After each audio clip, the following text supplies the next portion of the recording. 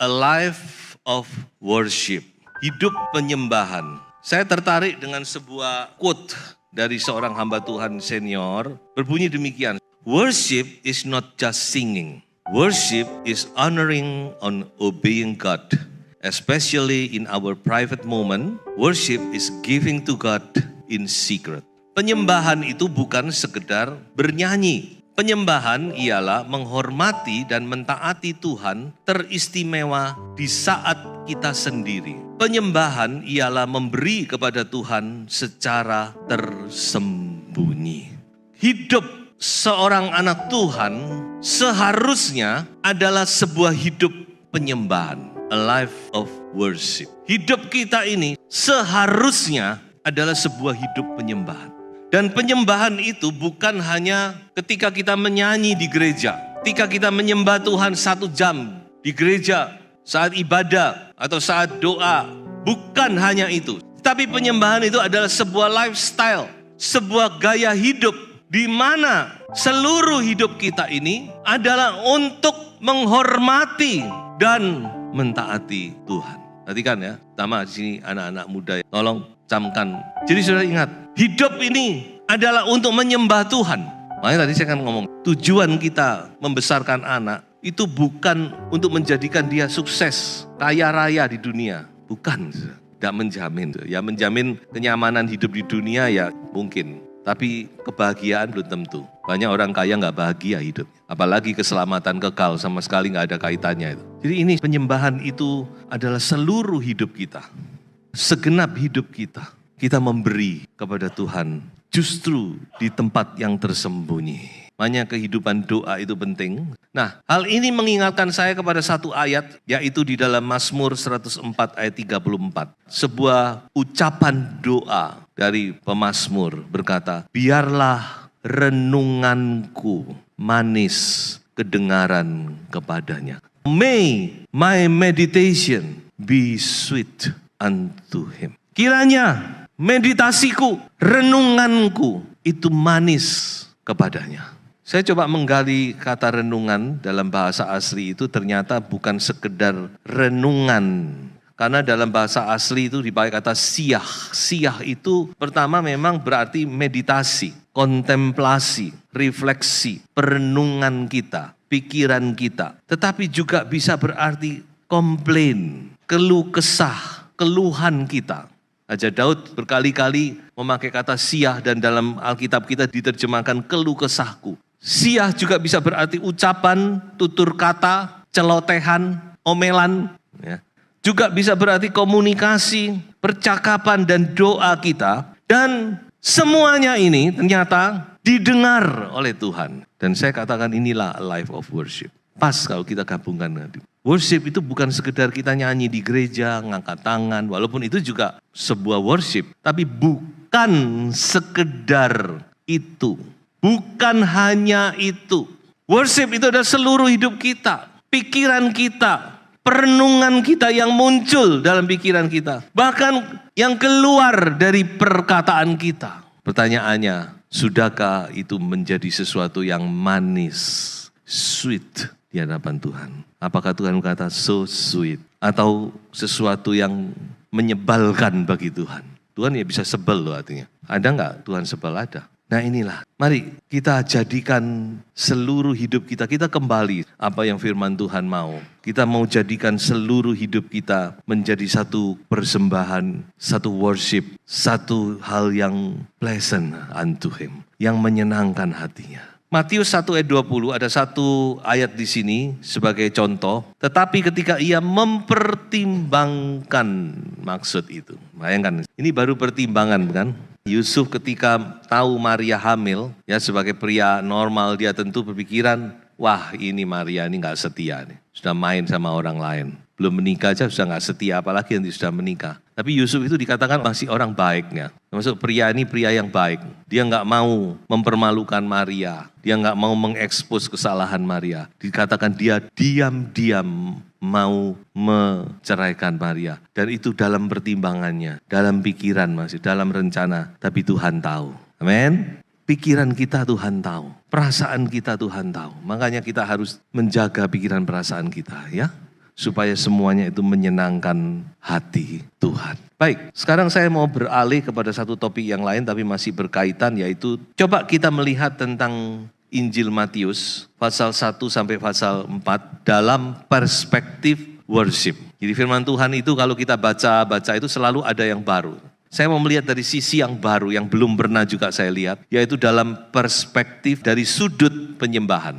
Di Matius pasal 1. Di Matius pasal 1, ini yang saya katakan tadi, worship generation. Itu ada rentetan silsilah, bukan? Silsilah Yesus Kristus. Apa yang sudah lihat di situ? Tentu ada banyak pengertian. Tapi satu hal kita mau melihat bahwa inilah worship generation. Kalau saudara melihat sejak Adam dan Hawa, itu manusia sudah terpecah menjadi dua. Keturunan Kain sendiri, keturunan Set sendiri. Karena Habil sudah dibunuh oleh Kain. Tuhan gantikan dengan Set. Dan Set memperanakan Enos. Dan dikatakan sejak Enos lahir, manusia mulai menyembah Tuhan. This is worship generation. Inilah generasi penyembah. Nanti generasi yang ke-10 adalah Nuh. Nuh, generasi ke-10 dari Nuh adalah Abraham. Dan ini yang terus menurunkan Daud dan menurunkan Mesias. Worship generation. Worship parents akan menurunkan worship children. Orang tua yang menyembah Tuhan akan menurunkan anak-anak yang menyembah, cucu-cucu yang menyembah. Tapi orang tua yang tidak tahu menyembah Tuhan agak susah, saudara. Karena anaknya nggak punya contoh, nggak punya role model. Makanya itu kan saya katakan tadi, apa sih tujuan Anda punya anak itu? Itu saudara harus luruskan dulu. Tujuan kita supaya kita punya worship generation yang terus akan meneruskan legacy kita, warisan kita ini. Terus, Abraham seorang penyembah, Abraham terkenal dengan mezbah-mezbahnya, Daud penyembah. Daud paling senang dia dekat dengan tabut, sampai tabut dipindah di dekat rumahnya. Bahkan mungkin dalam rumah, dalam sebuah kemah. Oke, sekarang kita masuk kepada Matius pasal 2. Nah di sini kita melihat true worshiper, penyembahan yang sejati, dan penyembahan yang palsu. Majus vs Herodes. Dua-dua ngomong, aku akan menyembah Tuhan. Orang Majus berkata, di mana anak yang baru lahir? Kami datang untuk menyembah Tuhan. Herodes ngomong, cari anak itu di mana? Aku ingin menyembah Tuhan. Mana yang benar? Tuhan yang tahu. Orang Majus memang dia dengan sepenuh hati mau menyembah Tuhan. Tapi Herodes, dia penyembah yang palsu. Dia punya rencana jahat dalam hatinya. Dan Tuhan tahu, semuanya terbuka di hadapan Tuhan. Biarlah kita menjadi true worshiper. Amen. True worshiper akan memperoleh sukacita dan perubahan hidup. Ketika kita sungguh-sungguh menyembah Tuhan, ada sukacita. Sukacita yang tidak diberi oleh dunia. Sukacita yang dalam hati kita. Dan bukan itu saja. Worship itu juga akan merubah hidup kita. Banyak hal-hal yang tidak bisa dirubah, tapi melalui penyembahan kita diubah. Firman Tuhan berkata, semakin hari semakin mulia.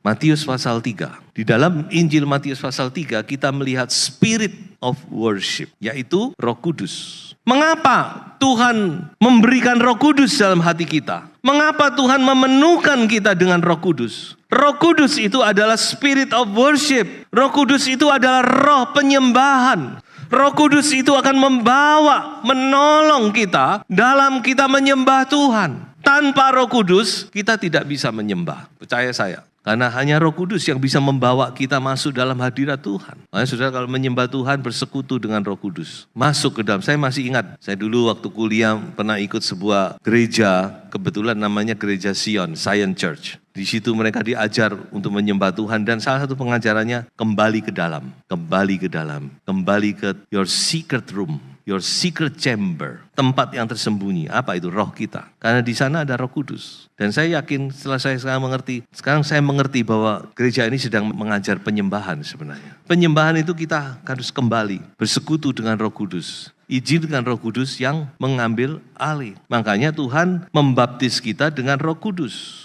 Yesus sendiri dibaptis dengan Roh Kudus. Karena Roh Kudus itulah spirit of worship. Matius pasal 4. Matius pasal 4 adalah a test of a worshiper. Sebuah ujian bagi penyembah. Di dalam Matius pasal 4 ini kita melihat Tuhan Yesus diuji. Dan saya katakan ujian Tuhan Yesus ini adalah quality test. Ujian yang menentukan kualitas. Saya pernah melihat di handphone saya sebuah pengenalan tentang pabrik handphone di Indonesia. Tapi yang mendirikan bukan Indonesia.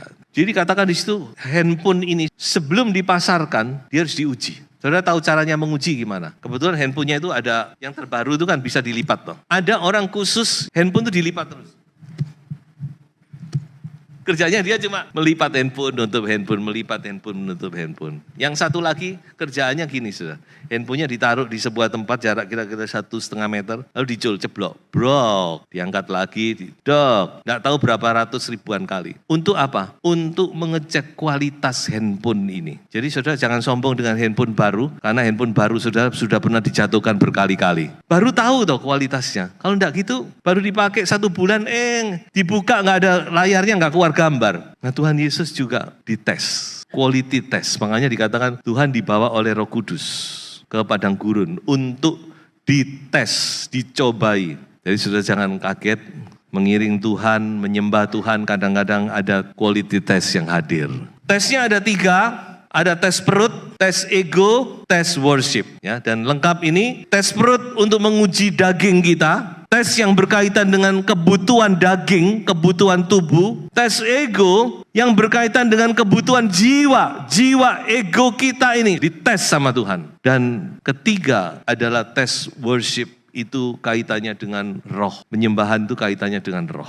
Saya akan lihat yang ketiga saja. Karena berkaitan dengan worship. Sudah tahu toh ujian Tuhan Yesus apa aja? Yang ketiga ini yang paling menunjukkan siapa iblis. Yang satu enggak, yang kedua enggak, masih berkaitan dengan Tuhan Yesus. Tapi yang ketiga ini baru kita tahu iblis terbuka kedoknya. Apa, siapa, dan apa keinginan iblis. Yaitu untuk disembah. Makanya di zaman antikris tidak ada agama. Cuma agama satu, agama yang menyembah iblis. Semua agama akan dihapus.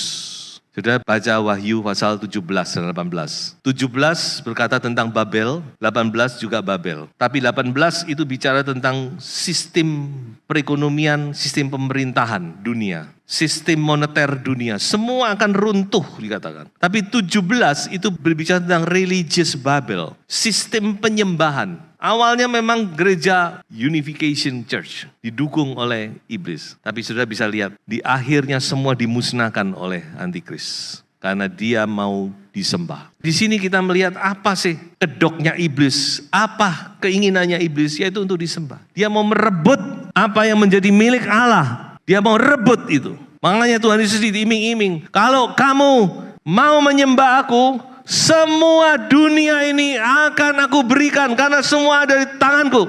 Aku yang punya kuasa. Memang dia punya kuasa karena sudah digadaikan oleh Adam dan Hawa kepadanya. Tapi Tuhan Yesus berkata, no way. Karena Tuhan tidak mau tunduk walaupun dia harus naik ke kayu salib. Dia tahu bukan itu caranya. Untuk memiliki kuasa di dunia dan di sorga, dia harus mati. Makanya dia berkata apa? Engkau harus menyembah Tuhan Allahmu dan hanya kepada Dia sajalah engkau harus berbakti. Ini untuk kita semua. Jangan menyembah iblis. Jangan main-main dengan iblis. Saya pernah ngomong tuh. Mungkin saya tidak menyembah iblis, tapi kalau saudara main-main hati-hati. Sekali lagi saya harus ngomong. Saudara kuamia main kartu astrolog, macam-macam, pedukunan, dan semuanya hati-hati. Hati-hati. Enggak, saya cuma iseng-iseng. Hati-hati. Semua yang iseng-iseng itu bisa mengikat kita. Termasuk rokok, termasuk minuman keras. Oh, saya cuma iseng-iseng, sosial saja. Hati-hati. Dari mimbar ini saya mau peringatkan saudara. Mungkin ini suara Roh Kudus untuk saudara. Yang masih terikat dengan hal-hal semua. Hati-hati. Iblis tidak bisa dibuat mainan. Dia tidak akan puas. Hanya satu kaki masuk ke kemah saudara. Dia akan ulurkan tangannya. Lama-lama dia masuk, dia kuasai. Engkau harus menyembah Tuhan Allahmu. Dan berita itu terus terngiang di seluruh Alkitab, bahkan sampai kitab Wahyu. Saya perhatikan berita itu masih mengiang bahkan sampai pasal terakhir dari kitab Wahyu. Sembahlah Allah. Sebab itu mari kita sebagai orang percaya, kita mau live a life of worship. Tuhan Yesus memberkati kita semua. Haleluya.